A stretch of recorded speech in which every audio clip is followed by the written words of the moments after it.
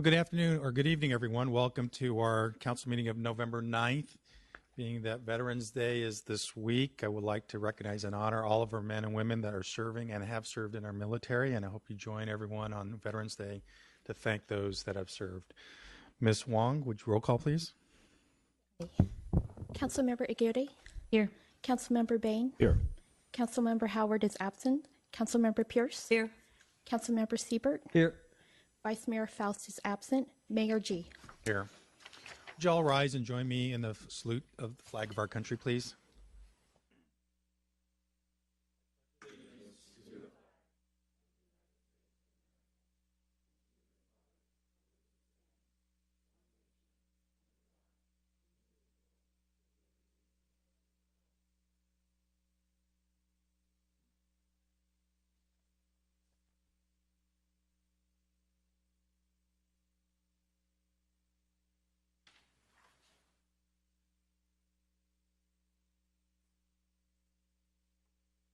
This is the celebratory part of our meeting, our special orders of the day. And what I'd like to do is start off with item number A, a proclamation promoting awareness of the No Traffic Ahead program. I'd like to invite Mike Brosnan from the San Mateo County Human Trafficking Program Coordinator and Captain Mulholland from our Police Administrative Service Division to join me here at the podium.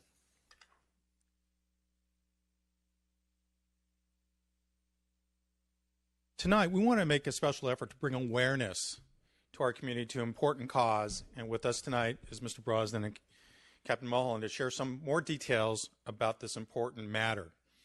We'd then like to present you with this proclamation, but before we do that, please join us here and share. That's okay.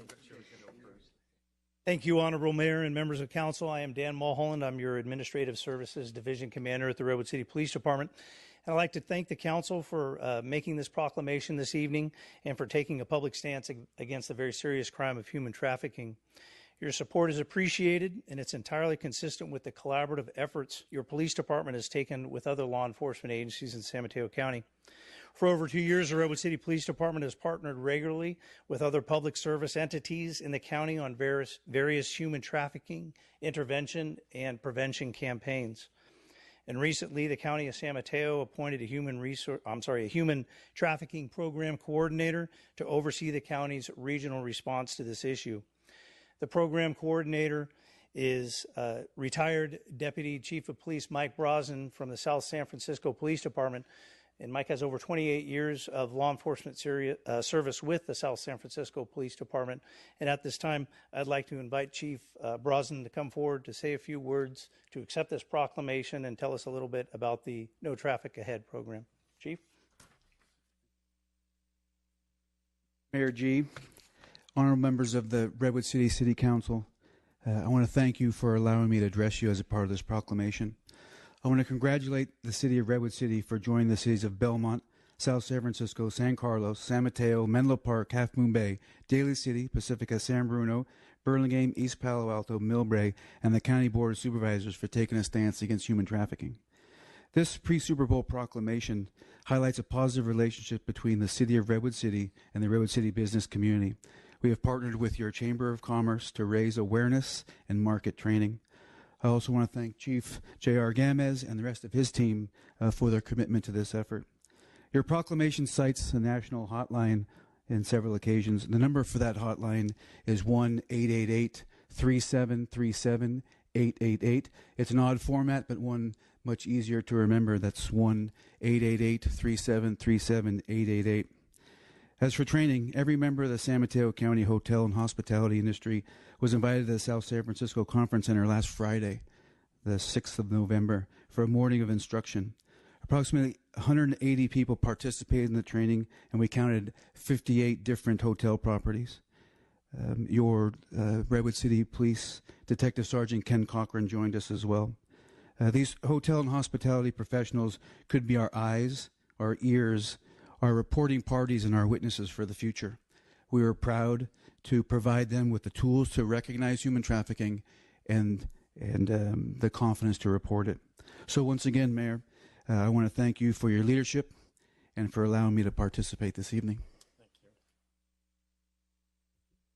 Thank you. Typically, I don't read all the proclamations, but this is a very serious subject, and I want to take a moment to read some of the statements here in the whereases. Whereas the crime of human trafficking is present in every country and every U.S. state. And whereas forced labor, commercial sexual exploitation, and involuntary domestic servitude have been found to exist within our local communities. Whereas the FBI has identified the San Francisco Bay Area as one of the top 13 sites for child sex trafficking in the country, and the National Human Trafficking Hotline receives more calls from California than from any other state. And as you mentioned, Chief, whereas by engaging our hotels, restaurants, and other businesses and the general public to take a stand against human trafficking, the San Francisco Bay Area can be a model for how we can work together to prevent human trafficking. Now, therefore, be it resolved, on behalf of the City Council and the community of Redwood City, we do hereby support the efforts that take a stand against human trafficking, and Redwood City will ensure that staff of the police department will participate in available human trafficking training to raise awareness in our community. Chief, thank you very much for being here. Thank you, sir. I also do believe I have a speaker card. Georgie LeBerge, did you want to speak on this item?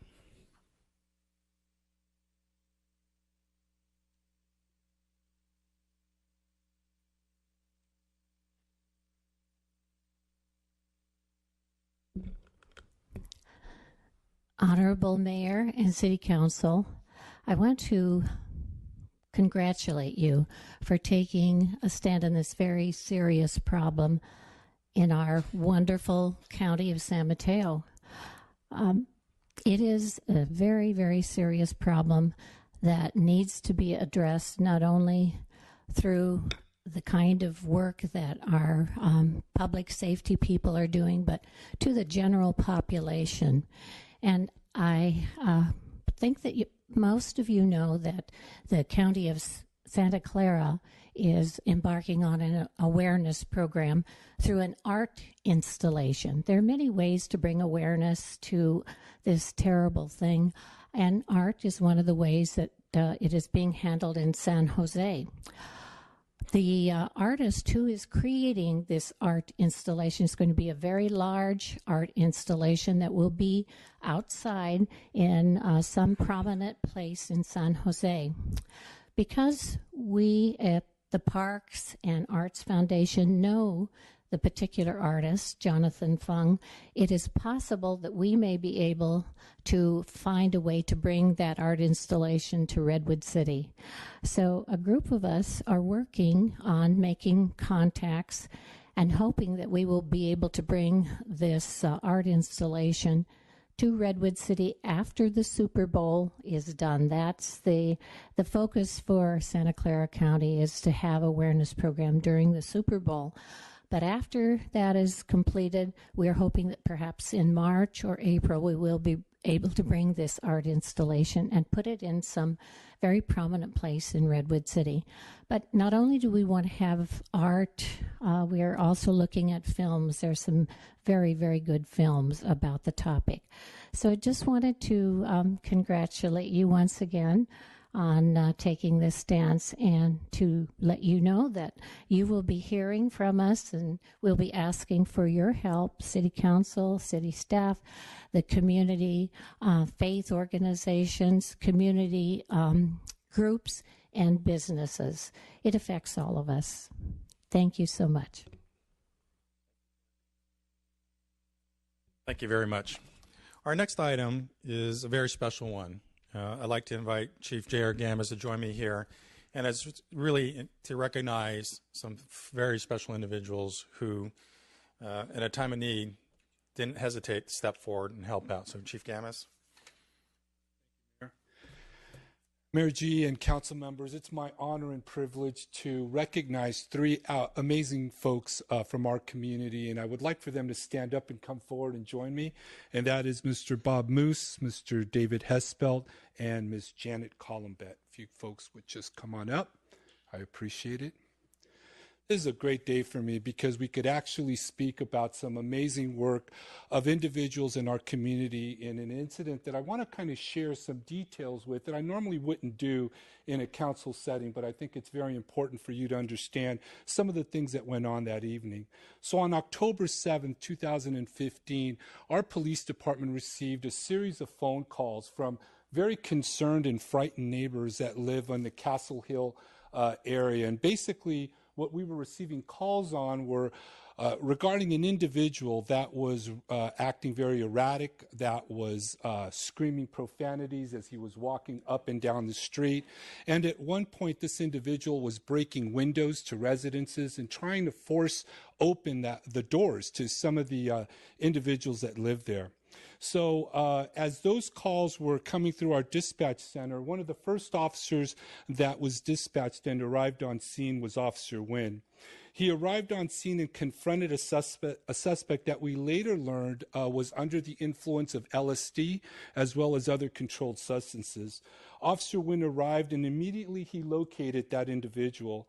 The suspect was yelling incoherently at the time, and we had learned, Officer Wynn quickly learned that he had actually attacked Mr. Moose during the course of this incident.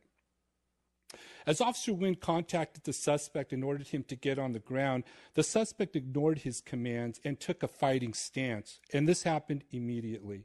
Officer Wynn deployed his taser, but it had no effect on the suspect. In fact, the suspect charged Officer Wynn, and the two ended up fighting on the ground. The suspect, who was a mixed martial arts enthusiast, attempted to gouge out the eye of Officer Wynn by using his thumb during the course of the struggle. And if you can imagine, the struggle is going on the ground. The incident unfolded so quickly that Officer Wynn was unable to radio for help as he became engaged in this life-to-death struggle. Immediately after the fight began, three neighbors, these three individuals that are standing behind me, came to the aid of Officer Wynn. I know that Bob and David climbed on top of the suspect in an attempt to stop the attack, while Janet made sure that Officer Wynn's gun was not being taken away, as we had reports that the subject, while they were fighting, he was trying to make an attempt to take Officer Wynn's gun away. There's no doubt that the actions of these citizens undoubtedly prevented greater injury to Officer Wynn, as he had been stunned by the gouging of his eye and found himself in a position where it was difficult to defend himself. We're very fortunate to have residents like these three individuals that live in Redwood City, and I just want to let you know that as far as I'm concerned and the members of our department, you folks are heroes in our eyes. So thank you for everything you've done.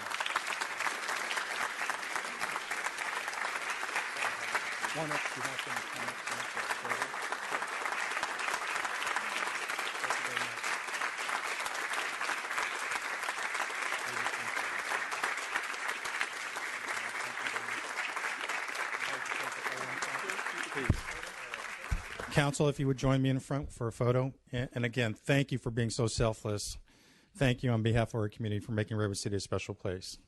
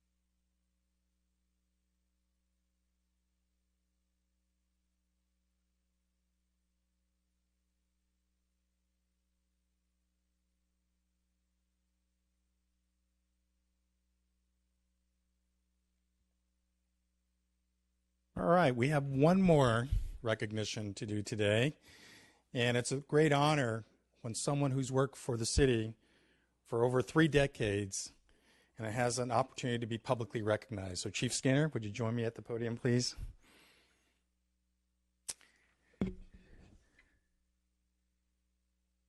Chief Skinner has been an exemplary leader who has served with commitment, innovation, and care. It is indeed an auspicious occasion when the City Council can recognize a leader who has been dedicated and who has exuded our values of creativity, excellence, service, and above all, integrity. He has many accomplishments, amongst them a partnership with the City of San Carlos, which was huge, reopening Engine 9 downtown for the benefit of our community, and many, many more. And so, Chief Skinner, on behalf of the City Council, I want to thank you for 3 decades of service to our community, for leading our fire department. And it says here, well, I'm off. It's 33 years of dedicated emphasis on fire administration. Cogswell Polytechnic College, is that right? Interim fire chief in 2007, and now our permanent fire chief. And now it's time for you to go on to the next chapter. And so on behalf of the City Council and on behalf of the City of Redwood City, we commend and express our sincere appreciation to Fire Chief Jim Skinner in honor of his years of distinguished service to our city and congratulate you on your retirement. Chief Skinner, thank you very much.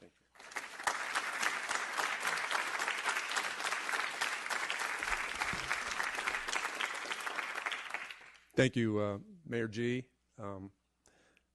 It's bittersweet for me, 33 plus years in Redwood City, serving this community, 34 years in the fire service. I've been blessed to have a career where I can give back to the community. I've also been blessed to work with some of the best city managers, because as fire chief, it all hinges on your city manager. And I've worked with 4. Current city manager only about maybe a week. It was fantastic. Thank you. Ed Everett was about the same for about a week. Peter Ingram a little longer, and then Bob Bell, who was very supportive. And I'd be remiss if I didn't thank him publicly for the support and all the guidance, especially through the whole San Carlos merger and fun that we had. But it came through, and we did a lot of good. But as a fire chief, I'm also very, very blessed to have the family that I had to support me through all this. My wife Becky's here, and my 2 daughters couldn't be here tonight, but they've supported me through my entire career, the ups and the downs, and most of it was up. And again, with the City Council that's seated now and has been seated through my entire career, has always been supportive of the department. Been very, very supportive of the city, done some things that transformed the city to where it is today. And we've done some fantastic things at your guidance and leadership, and I'm very, very thankful for that. The Fire Safety First program is instrumental, and that will save many, many lives. And I thank you very much for that. I thank you for the support. I thank you for the time together in the city. And again, it's bittersweet because I've loved every day I've come to work, the good and the bad. And hopefully I didn't disappoint, and thank you very much.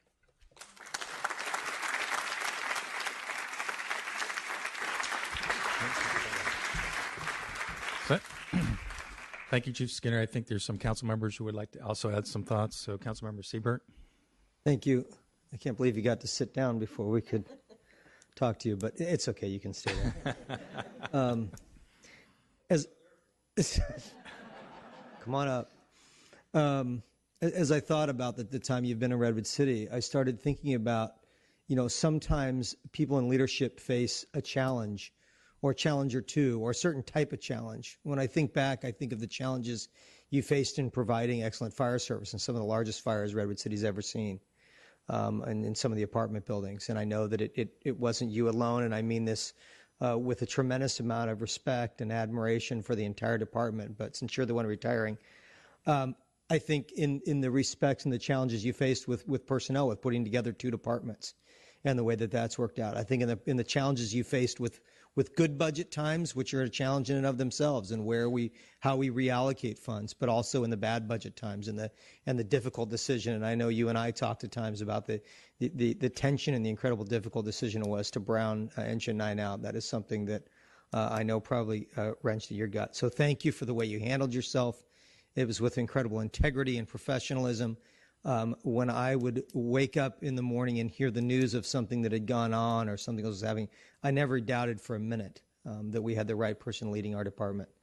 And I saw something interesting on Facebook today. I'm sure others of you did too, through the IAW, the 2400 website, about what spouses give up. So thank you, Vicki, for what you've given up for 34 years, because I know that oftentimes it's in the middle of the night and never know when people are coming back, whether it's strike teams or other things. So thank you for the way that you've supported him, because without that, he couldn't have been the leader for Redwood City that he was. Thanks, Chief. Thank you, Councilmember Siebert. Councilmember Bain. Thank you. Many of your accomplishments have been highlighted already, but I do want to say with the Fire Safety First program, I think you've left a legacy here in Redwood City and a model for other communities to follow.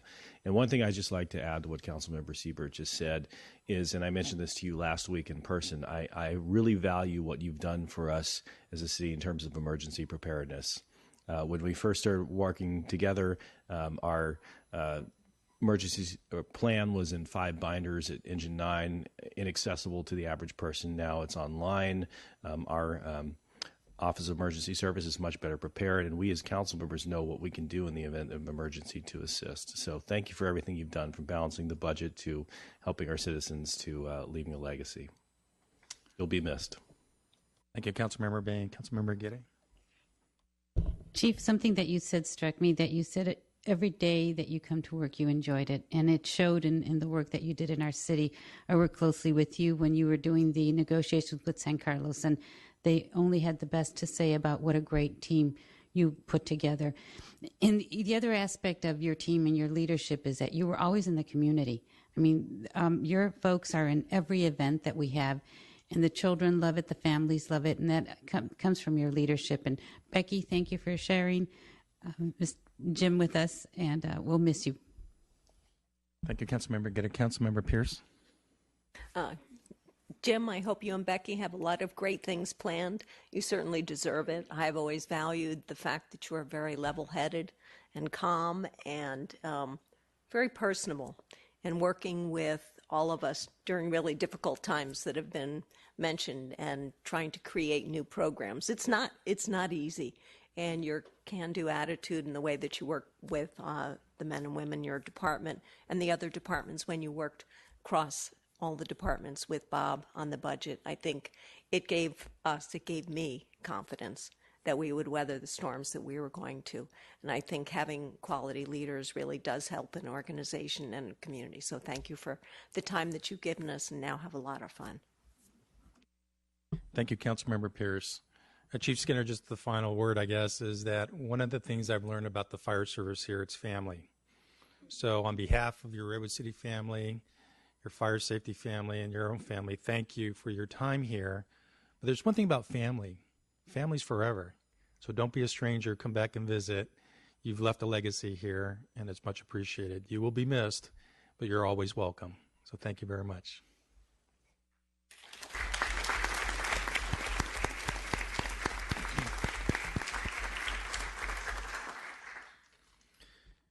The next part of our agenda this evening is public comment. I have several public comment cards.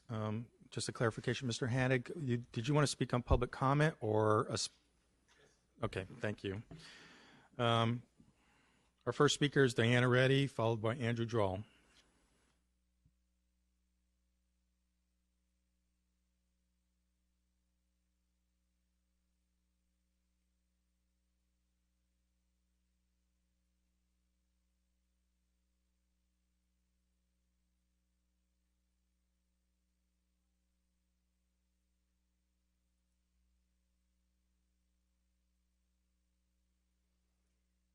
Mayor and council members, I too wanted to congratulate the city for the proclamation on the promoting the awareness of the No Traffic Ahead program.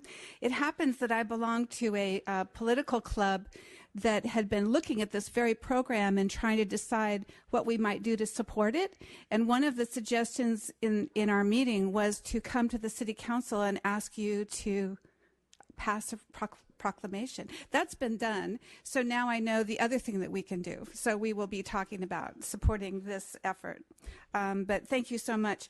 So the topic with which you're most used to my talking about, is just to announce that there is another a multifamily apartment building, 24 units, that is just recently been sold at 1008 Woodside Road. That's 23 units, actually. And within a 10-block area, there are 12 buildings now, multifamily buildings, that are either completely empty or they have been completely transformed with new residents.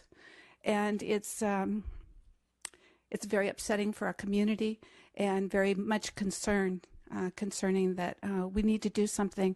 And so I urge you to support efforts to stop this, the sale of multifamily apartment buildings for where they're evicting residents. And I ask for a study session so that we can talk about that. Thank you. Thank you, Ms. Reddy. Andrew Drawl, followed by Emily Goodwin.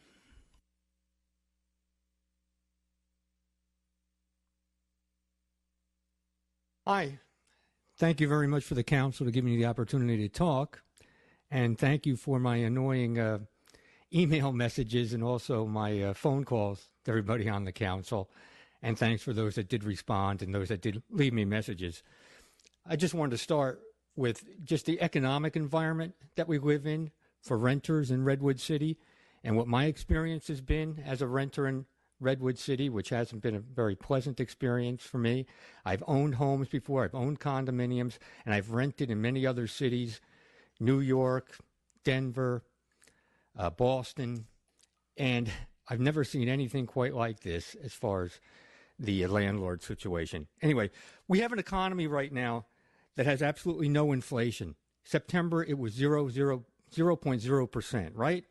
Median incomes for the working class keep on falling.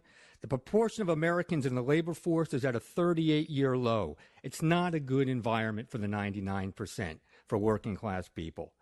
Saez, Chekarova, and Piketty have showed that the top 10% got 116% of all the gains in the current recovery in the recession. The top 1% got 95% of all the gains. Workers' wages keep falling. They're at the lowest point as a percent of GDP, which has come out from the Bureau of Labor Statistics. And also profits are at their highest level for corporations. They're making more money than ever. So I have an apartment. It's gone up in rent 62% in 5 years. I've already been told it's going to go up over 15.9% next year, 11.2% this year, 9.7% the year before. These rent hikes are ridiculous. It's almost $700 since I moved in. And when I first moved in, my utilities were paid for. Now they're not. So my landlord wants to give me a $20 discount because I've been making a big stink about this. After $700 month rate raise, that's ridiculous. I mean, we need stabilization in this town. We need to hold on the rents. I only get 2 minutes, right? Because my 2 minutes are up. You'll get a yellow light when it tells you 30 seconds. Okay. But my rent has gone up exorbitantly during that time, I believe. And I think there are 4 things that could be done. One, you could try upping the minimum wage in this town to $15. I said you have 40% of the new developments be dedicated to low-income people, and low-income people would be maybe teachers, administrative people in the city, policemen, firemen, people that don't make great wages but maybe make it up in pensions but need the income. And those sort of people should be able to afford that low-income housing. And, Mr. Mayor, to answer your question, that the landlords would need to be subsidized for that 40% of low-income housing. Hey, I think my gains that I paid, the rent hikes, are profit. That's profit for the 10% and the top 1%. They don't need to be subsidized. They're making plenty of money. I thank you for your consideration, and thank you for, like I said, your inconvenience fielding my emails and phone calls. Thank you, Mr. Drawl. Emily Goodwin, followed by Ted Hannig. Good evening, Council. Thanks for the opportunity to speak at public comment. My name is Emily Goodwin. I work for Y Green Energy Fund. That's energy spelled backwards. We're a leading PACE finance firm based out of the North Bay, and we serve all of California as well as outside of California. We're the only PACE provider that serves multiple states. We specialize in multifamily commercial, but we also offer residential. It's about 90% of our business. And we're working really closely with staff here in Redwood City to have our program approved. It simply takes the passing of resolutions by the council to basically activate our program. PACE financing, for those of you unfamiliar, is a way to finance energy efficiency, water conservation, solar, seismic retrofitting, EV charging for property owners in Redwood City and throughout the state. It's a unique program. It requires no money down, and it's paid back through your property taxes. We've been in operation since for 5 years, so since 2010. And as I said, we're a leader in multifamily. That was one of the biggest compelling reasons for our recent adoption in the county of San Mateo and the city of San Jose, who adopted our program in August. Wanted to share a couple of names of some local contractors we've already recruited based out of Redwood City. And again, this is something that exponentially grows. We recruit and train local contractors. We grow economic development in a city when we're activated. And a few of those folks are RS Construction, Webcore Builders, Complete Solar Solutions, Solenic, Cobalt Power Solutions, SDI Insulation, Energy Mechanics, and I could go on, but I won't bore you with the details. That's from August. So we are very, very busy in building that local contractor base. It's one of the biggest selling points of the program, and we would only exponentially grow that number as soon as we're activated. What I'm asking you to do is urge staff to prioritize the adoption of our program. They've already been vetting it internally and spent a lot of time to help meet some goals with the climate action plan you have in place, and again, economic development efforts in the area. So I urge council to give it some consideration to activate Y Green Energy Fund's PACE Finance this year and be able to count those metrics towards your goals, both in economic development and sustainability. Thanks very much for your time. I'm going to leave a folder of information for you all. And if folks from the public have any questions, you can visit ygreenworks.com. I'll leave that. Thank you, Ms. Goodwin. I believe you're working with staff and our city manager. When they're ready, they'll advise council when it's ready to come forward. Thank you very much. Our next speaker, Mr. Hannig, Ted Hannig. Mr. Hannig, I believe you're looking for 9 minutes with 6 of them seated from 2 other individuals. Is that correct? Yes, from my parents who are disabled have asked that I be allocated their time on an issue of concern to them as well as to me. Okay, Mr. Hannig, you have 9 minutes. And is the projector available for usage, Mr. Mayor? Not at the last minute. We asked that you coordinate ahead of time. Thank you. Thank you. My prior experience has been available, so I understand. For those of you that aren't familiar, I'm here on the issue of Docktown. And Docktown is an area, and I'll hold up an illustration. It's an area of mainly now residential boats in what is called the public trust zone. It is owned by the state of California, but given to the city of Redwood City as a trustee. The waterway leads into the Bear Island Restoration Project, a very environmentally sensitive area. The city of Redwood City became trustee, and under that obligation, it had 13 separate duties to follow as trustee of that property. The public trust doctrine is something of which I'm been published. My first publication was in 1983, and I've been asked to speak internationally about it. So I am familiar with the public trust doctrine. Unfortunately, the city does not follow the public trust doctrine, and it has, and I will show, for a long period of time, knowingly violated it and is in current violation. But to illustrate the current situation, the city has allowed mud to build up underneath the boats during low tide. They're grinding on the boats, releasing toxic material from the boat bottoms. The city, in violation of their own regulations, also allows fuel storage. You can see the storage tanks here as well as barbecues. This mud situation goes on, and every time the tide comes in, the boat bottoms scrape, and the houses sometimes are completely out of water. Here's a boat named Heavy Metal, which is very, very relevant when you see later. And here, the city's management is so awful, you can see this corroded pipe, which is one of the pilings holding the marina down. I travel around the world doing volunteer medical work, and I go into some emerging world countries, and actually there are conditions at the at the rental property that the city manages that are worse than some third world countries. This particular residence has a outside water tank that was meant for interior use, hooked up by an electrical cord to an interior electrical box which doesn't have a GFI, which then uses an extension cord to the electrical panel, and their access is by stairs, not by stairs, those are gone now, but by a ladder. And these conditions go on. Take a look at the electrical supply system of the property that the city of Redwood City has at Docktown. It is slumlord conditions. I have gone by and seen this light fixture with bare wires exposed for over a month. I don't know how long it was before I started looking into the marina, right at the height for children. And these are the children's vehicles at Docktown, and they could grab onto that at any time. Of course, the city encourages and people use the location for swimming. Here's some Docktown residents enjoying the water. So I took a sample of the water and had it professionally analyzed. It has E. coli and enterococci at 3 times and 6 times the limits allowed by law for bathing.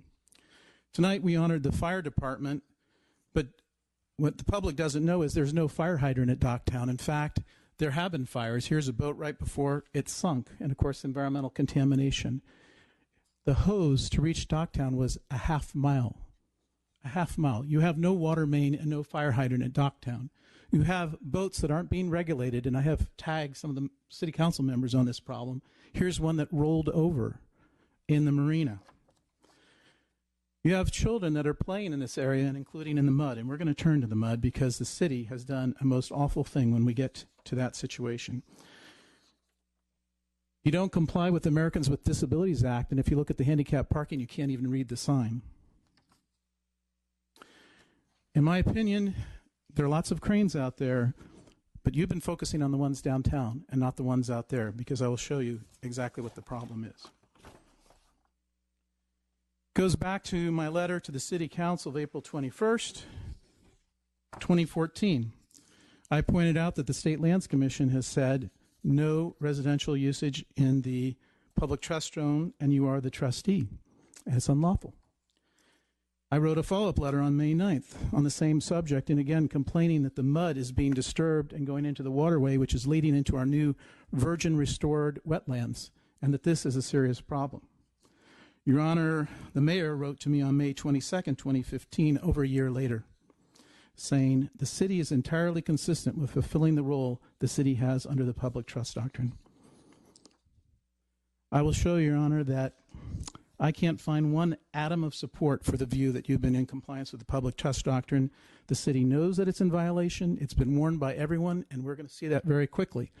But what turned me on to really looking into it is a few days after, a month after I wrote to the city and they wrote back, a resident in Docktown apparently, but it certainly came from Docktown, fired a golf ball at my head in my garage. I don't know if any of you have had your free speech affected by having to shoot a golf ball at your head in your residence, but I can tell you it causes you to take a look at the issue. Thankfully, the police responded, and we pretty much figured out apparently who it was. But it was solely for my exercise of my free speech, and I think because you allowed the environment to fester and continue without addressing an illegal situation, that unlawful conduct took place. So I spent about $100,000 of attorney's fees and got testing done by independent labs for toxics and for the water conditions, and I found out a lot. In the year 2000, Dick Clare, your city council member and eventually mayor of Redwood City and our leading expert really on port issues, wrote a memo in the city saying it's unlawful what's going on at Docktown. At that time, you were managing a marina, and he noted that it's in violation, and the city is aware of this for a number of years. This is 15 years ago, and he asked the city attorney to issue a cease and desist order, pointing out that it's a violation, that liveaboard and floating homes are not approved in this area, and it's also a violation of the port tariff. 15 years ago. The city wrote a letter then in July 23rd, 2001 to the tenant. This shows you the city's hypocrisy, because when you had a tenant, you told them you're violating the law by having floating residents and by the conditions, and you're blocking a navigable waterway by the way you manage the marina. These conditions must be rectified. 2001. The exact same conditions exist today where you are the owner-operator as a trustee for the state of California, and you write to me and tell me that you're in compliance with the law. In 2005, a staff report. We need to get this fixed, so let's go and get approval from the State Lands Commission to change it because we are out of legal compliance. And you hire Francois Sorba in 2005 to write to former Mayor Ira Ruskin. We all know Ira, rest his soul. And you say, former mayor, please pass a law so that we can come into compliance with the law by allowing residential use in Docktown. February 27, 2006, the city gets a letter saying, no, we can't, from Ira Ruskin, because state lands objects. The fire department in 2008 warns you there are no fire mains. There are no water mains at Docktown. If I managed a property, as a city does, at Docktown, and I encourage people to go and take a look, I think I would be put in jail. It is that offensive of a rental situation by the city as manager. And you're leaving this community that is there, and I acknowledge them, and I feel for them, but you've left them very vulnerable because if the State Lands Commission comes in, you could push them all out without any recourse, but I've come up with a plan to hopefully help them out. In the City of Redwood City's harbor-specific plan on February 10th, 2014, a year before your letter, Mayor, it says, private uses, including residential uses, are not consistent with the public trust doctrine as historically and currently interpreted. The State Lands Commission on February 25th, 2014 writes to the city, based on the advice from the State Attorney General's office, Commission staff has consistently taken the position that residential use is improper. There are more letters from the city and from the State Lands Commission going over how improper and unlawful residential use is. But then I discovered something far more serious. Mr. Hannig, could you wrap it up in about 30 seconds, please? I think that this is of such serious importance to the city that you would like to give me a little bit more time given the gravity about what I'm about to say. It turns out that the city received an environmental report in 2011 that showed that the mud underneath Docktown is above the 99th percentile for the most toxic contaminated mud in San Francisco Bay. In fact, some of the things that can cause breast cancer and other things are at ranges, one of them is over 100 times the background level. And I have this report in the chart. Now, when the city gets a report like that, there's a criminal statute that if you don't report it right away, 72 hours, you can go to jail, you could lose your job, you have to pay a lot of money. The city wrote a letter to the county, as they're required to do. We don't know that it was timely. But in that letter, the city hid a lot of interesting facts. The city didn't say, we're above the 99th percentile for contamination. The city didn't say that we are facing a situation where we have dredge material that cannot be used even for levees. No, they said we had some routine dredging and we found some constituents that you find in the rest of San Francisco Bay. And they made it sound like it was very routine and not that a residential developer was going through it and found that it couldn't use the soil for residential use. And the county bought off on that. The city said, in an abundance of caution, they were sending that letter. My question is, in an abundance of caution, did the city tell the tenants of Docktown what they were living on? And when the mud is exposed and the kids are out there playing in it, and you saw pictures of that, have any of you thought of the high level of mercury and lead that is in that soil above the 99th percentile? In an abundance of caution, did you warn the mothers and children of what they were exposed to? In an abundance of caution, have you taken the money that you've received and put it in a separate account? Because public trust money belongs to the public trust. You've been operating a marina that's in violation of the public trust, so none of the money that you've been taking belongs to the city of Redwood City. In an abundance of caution, I've done three things as I wrap it up. Please. One, at the request of my daughter, I'm making very public that I've had an insurance policy put on me in case I get hit by one of these golf balls or just life, to my law firm to fund threefold the efforts that I would have put forward so that there's no incentive for anyone to continue with that kind of behavior. Number two, in this very room, in 2002, Dick Clare presented me by surprise because Paul Uccelli kind of tricked me into coming with the Community Star Award. I'm returning that because to be a star means you exemplify what a city is doing or a group is doing, and I do not want to say I'm exemplifying what the city is doing to the tenants of Docktown, to the environment that leads to our restored wetlands, and financially to the state of California. The third thing that I'm doing in an abundance of caution is serving the city with a lawsuit. 17 causes of action, 90 pages, 35 exhibits. I wrote you a year and a half ago and told you about this problem. You may recall during this lottie matter, I came before the city and offered to fix the problem for free and warn the city. And you did not follow my advice then. You spent over $2 million unnecessarily because of that. I've given you a year and a half.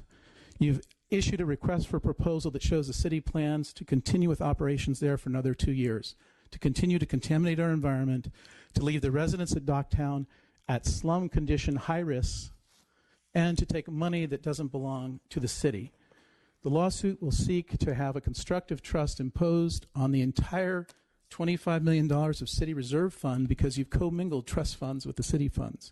You've never ceded to the state the money that belongs to the state for the public trust. It seeks to have a special master appointed to oversee Docktown and to administer resolution of these issues because the city has lacked the leadership. You've gone to, as candidates, to fundraisers. Did you know that when you were there, they were using the money to fund the Redwood Creek Association? Well, you brought cookies and stuff, some of you, to that meeting. Talk about a conflict of interest. It's worse than the one that we suffered with the issue that one of the council members had earlier. So I'm now going to have my assistant provide the city attorney's office with a copy of the complaint, which was filed today, and we'll take care of it through the courts. It wasn't necessary.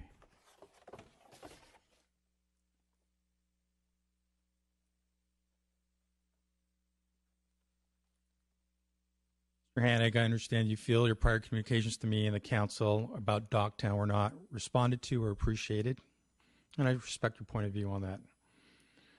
As I stated in my letter earlier this year, the council has been evaluating and working with the State Lands Commission and other interested parties in the broader context and the Inner Harbor specific plan. There are a number of issues out there. There are a number of people out there. This council is going to be looking at all the issues as well as working with the people that are living out there to find the best solution possible in the broader context, working with the state, the residents, and the Redwood City community. Last speaker card on public comment I have is Allison Madden.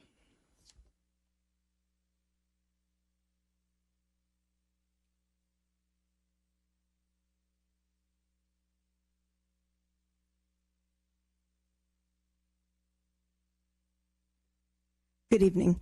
I actually planned to come here before I knew Mr. Hannig was going to provide his lawsuit and his diatribe. First, I wanted to say that the recent election I think should be seen as a referendum on the development approvals that have happened at the Planning Commission and the City Council over the last few years. I want to congratulate Mr. Bain and Ms. Aguirre for their re-election, and I think it's a wonderful thing to have fresh blood on the City Council. I think that the first part of this referendum was when the Planning Commission chair didn't even finish in the top 4, I think, when he ran. And I think that was the first part of the referendum, and this is the second part. And it means something. People are mad. You know, people keep hearing about Deadwood City, but we've lost an American heritage bowling alley that was classic and can't be replaced. We have lost the Malibu Fun Center with family entertainment. You know, those used to be used for kids' birthday parties and Boy Scout meetings and, you know, adult leagues and a lot of just really fun entertainment. We've lost wonderful, cherished marinas, and now Docktown is allegedly on the chopping block. So I think that the people are speaking. And I also wanted to say I would like you to recall the RFP, actually, for Docktown, because I would like you to remove the requirement of the prior management. Pete didn't have prior management before opening and running Pete's Harbor. Neither did Rich Ferrari before taking on municipal, and neither did Mark Sanders before building his own marina. I would like you to allow the residents to form a nonprofit, allow it to be hooked to the sewer, and allow green and solar technology down there. Clearly, if there's a missing fire hydrant, replace it. There were fire hydrant issues at Pete's Harbor too, and that was never compliant with the ADA, and rent was never paid on that. What I'd also like to say is this is for a judge to decide. The staff of the State Lands Commission does not have the authority to say what is permissible use without the commission acting. And in fact, the judge is the resort. It's a mixed-use marina, commercial, recreational, and residential that's allowed all over the state of California. It's allowed in the Bay Plan. The Bay Plan recognized it as being consistent since the beginning of statehood. And in fact, it was a lawsuit that allowed the boaters in Sausalito to keep their homes. So I say, bring it on. He's as wrong as he's ever been. I mean, when he was up here at Pete's Harbor speaking in public comments, there were misrepresentations about the fact that the State Lands Commission had been paid and had an application filed. He was wrong on everything. There's no corroded, if there's one corroded pipe at Docktown, there's cement pilings there. It is not a neglected marina. Also, Redwood Creek is runoff. Those heavy metals are from the runoff from the rest of the city. The paint on the bottom of boats for the last 20 years has not had heavy metals. So he's wrong as he's ever been, and the judge is going to show it. Ms. Madden. That concludes our public comment period of our agenda. We do have a consent calendar in front of us, and I do have a speaker card for one of the items on the consent agenda. Move consent. Second. Been moved and seconded. Before we vote, Sheena, Cole?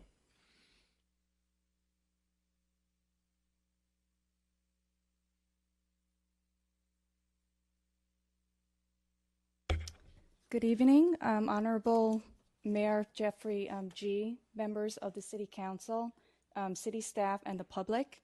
My name is Sheena Ko. I am a portfolio manager from Mid-Penn Corporation, the developer for the proposed refinancing and rehabilitation of City Center Plaza, an 81-family affordable rental housing community located at 950 Main Street next to City Hall. On behalf of Mid-Penn Housing and the owner of Mezzi's Court Associates, I would like to express our deep appreciation to the city's continual support of low-income rental housing for families in the city of Redwood City. Mid-Penn Housing Corporation was the original developer of City Center Plaza in 1997. Mid-Penn Housing is a nonprofit affordable housing developer that has been serving the Bay Area community since 1970. We have grown as an organization to serve 10 counties in the Northern California, including 2 affordable rental housing properties in the city of Redwood City, which has served over 108 low-income households at Redwood Court and City Center Plaza. So Mid-Penn Housing's mission is to build and preserve these affordable housing communities with our public and private partners to support this growing need for affordable rental housing in the city of Redwood City. Mid-Penn, on behalf of Mezzi's Court Associates, is here this evening to first ask for a recommendation from the members of the successor agency of the City of Redwood City's redevelopment agency, and to prepay the existing redevelopment agency general funds principal and all accrue interest on an existing redevelopment agency loan issued by the city, issued to City Center Plaza back in 1996. And the second request, or part of our request, is to also extend and modify the redevelopment agency low mod housing portion of the RDA loan and to prepaid all the accrued interest as well. So the RDA loan general funds prepayment and low mod housing loan modification will allow Mid-Penn to address the immediate exterior and interior rehabilitation needs at City Center Plaza. And so Mid-Penn Housing plans to refinance the property using a combination of a mortgaged debt and tax credit equities from the investors to fund this rehab work. This financial transaction, known as a resyndication, involves a sale of the property to another partnership controlled by Mid-Penn Housing to allow a new tax credit investor to utilize tax credits and allocated tax losses for income tax purposes for a period of 15 years.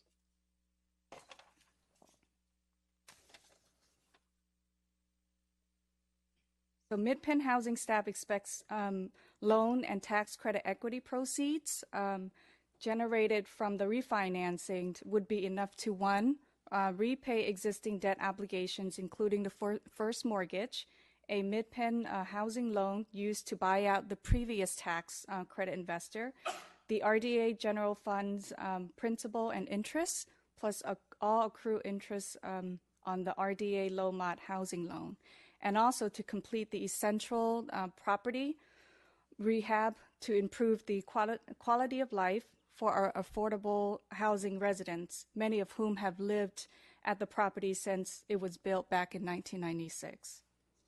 So to facilitate a successful refinancing of the property, Mid-Penn asks that the successor agency to approve the actions requested this evening to support the application for the low-income housing tax credits and tax-exempt bonds in December 2016, with the goal of closing the resyndication in June 2016. Thank you. Thank you, Ms. Cole. Councilmember Gide. Thank you, Ms. Cole, for your presentation. You don't have to come back up. Thank you for what you do for affordable housing in Mid-Penn. The successor agency, the Oversight Board of the Successor Agency, did approve this last week, and it was unanimous. And the fact that we have representatives throughout the county representing not only school district, community college, special districts around the county, I'm very excited that this was approved. You know, with the loss of RDA funds, it's very hard to be able to do this again. We were able to build the ones that you mentioned when we had those funds. So the fact that RDA now is dissolution stage, we were very excited that it was unanimous and that this will pass. Thank you, Councilmember Gide. There's been a motion and a second to approve the consent calendar. Electronic vote, please.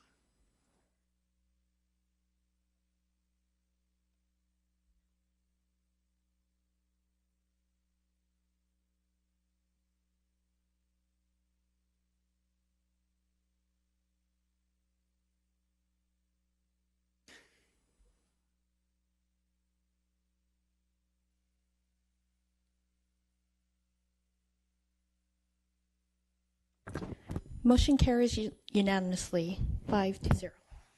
Thank you, Ms. Wong. What the council does with its consent calendar is approve a number of items with one vote. What the council did this evening with its consent action was the following. Amendment number 1 to design services agreement with Carollo Engineers for consulting engineering services to support the design and construction of the Bear Island Storm Drain Pump Station. The final map improvement agreement, landscape maintenance agreement, stormwater treatment measures management agreement, shared parking covenant, and hold harmless agreement for the development at 550 Allerton Street. Final acceptance, 2013-14 asphalt rubber chip seal and spot repair project. Final acceptance, 2013-2014 slurry seal project. Mezzi Court Associates loan modification, housing successor agency. Mezzi Court Associates loan modification, successor agency. Ordinance amending section 33A.15 of the Redwood City Code to change the definition of sidewalk cafe area, and approve claims and checks dated November 9th, 2015, and the usual necessary payments through November 16th, 2015. We do not have any public hearings tonight, no staff reports, matters of council interest, any committee, council meetings, or Councilmember Pierce? I just wanted to mention that on Sunday, Mayor G and I had the opportunity to go to an award ceremony for Girl Scouts Redwood City Service Unit 392, and there were gold, silver, and bronze awards, and the presentations and the projects that the girls did were really astounding, from building a chicken coop, working with the Redwood City Women's Club to provide additional sound service, helping them to organize things under their stairways and make it much more accessible to them, to working with providing a clothes closet at Taft School, and creating 2 libraries at one of the charter schools. It was really wonderful to see what the girls had done, and they were very proud of their involvement, and it was wonderful to hear it. The other activity I had a chance to participate in was the Interagency Council on Ending Homelessness. And what I'd request, even though I won't be on the council come January, is that you would have Terry Chin come before you and do a report on the state of homelessness, both in the county and in Redwood City. And then she could give you an update both on our homeless outreach team and also the redesign of the homeless programs that they have. Thank you, Councilmember Pierce. Councilmember Gide? Yes, I'm happy to announce that MTC and AGBAG have come to agreements to work at ways of working together, to having both organizations as we move into our new building in San Francisco to work on the issues that have to do with housing, transportation, and each organization is unique. They bring so many different qualities, and so it's going to be a win-win. And I think it was a hard decision. This is a decision that covers Plan Bay area, for a lot of you that know that, and it's 9 counties. San Mateo is one of them, so I'm excited to hear that happen. Thank you, Councilmember Gide. Any other comments from council? The only other one I'd like to mention and congratulate everyone is that on Saturday, I had the honor and privilege to help serve lunch for Unsung Heroes. It's our service groups recognizing their Person of the Year, and it was great to serve about 140 lunches. Councilmember-elect Borgens was with me, and we worked our tails off serving lunch that afternoon, as I think they had greater attendance than anticipated. So it was a lot of fun. It was hard work, but a lot of fun. Ms. Stevenson-Diaz, report from our city manager. Yes, thank you. I have 3 items this evening. The first is that the welcome rain that we have received is measuring at a whopping 0.2 inches so far, but as you heard at the last city council meeting, our public works staff have been doing extensive work to be sure that we are well prepared. They've been monitoring. The recent rain did not cause any flooding. I did want to highlight for the public's attention that we have a good amount of storm information, storm preparedness information available on the city website, including a really nice handout and flyer and new videos. So those are available in Spanish and in English on the city website. Additionally, sandbags are available at our Public Works Department at 1400 Broadway. Secondly, in honor of Veterans Day this Wednesday, several non-essential city offices will be closed. So administrative offices, the library, recreational facilities will not be open. The Veterans Memorial Senior Center will be open that evening. And then last, I wanted to announce that next week on the 17th, there will be a community meeting on the Farm Hill Road pilot project. That'll be at 6 p.m. at the Peninsula Covenant Church, and members of the public are welcome to come and hear about the preliminary feedback and provide feedback regarding the pilot program. Thank you. Thank you, Ms. Stevenson-Diaz. Ms. Thompson, report from closed session. Yes, this evening the City Council held a closed session on labor negotiations concerning 3 employee organizations: Police Sergeants Association, Police Officers Association, and Executive Management. There's no reportable action item at this time. Thank you, Ms. Thompson. Thank you, everyone, for joining us for our meeting this evening. Our next council meeting is scheduled for next Monday, November 16th. Please thank those and remember those that have served in our military on Veterans Day. Meeting adjourned.